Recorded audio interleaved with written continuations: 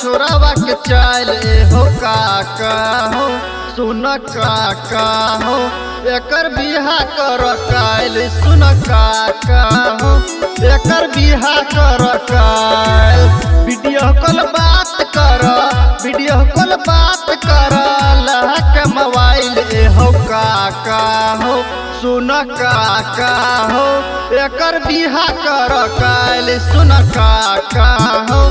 एकर बिहा कर काल एकर बिहा कर काल एगो काका हो एकर बिहा कर काल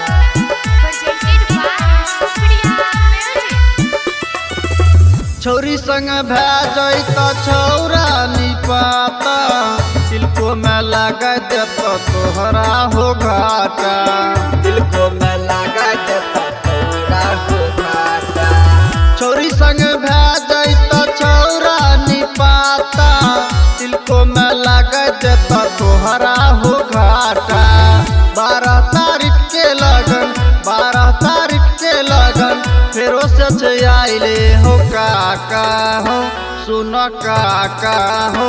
एकर बिहा कर काल सुन काका हो एकर बिहा कर काल 12 तारीख के लगन 12 तारीख के लगन फेरो से आइले हो काका हो सुन काका हो एकर बिहा कर काल सुन काका हो एकर बिहा कर काल एकर बिहा कर काल एगो काका हो एकर बिहा कर काल एगो काका हो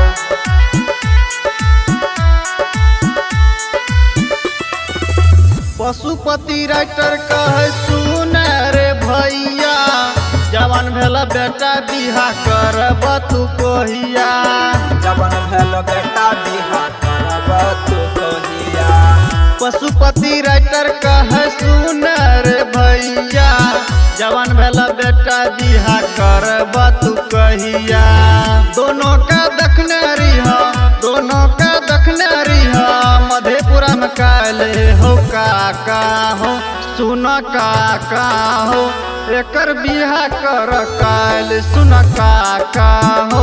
एकर बिहा कर काल गौतम कहै छ तोरा गौतम कहै छ तोरा लगन छै आइले हो काका हो सुन काका हो एकर बिहा कर काल सुन काका हो एकर बिहा कर काल।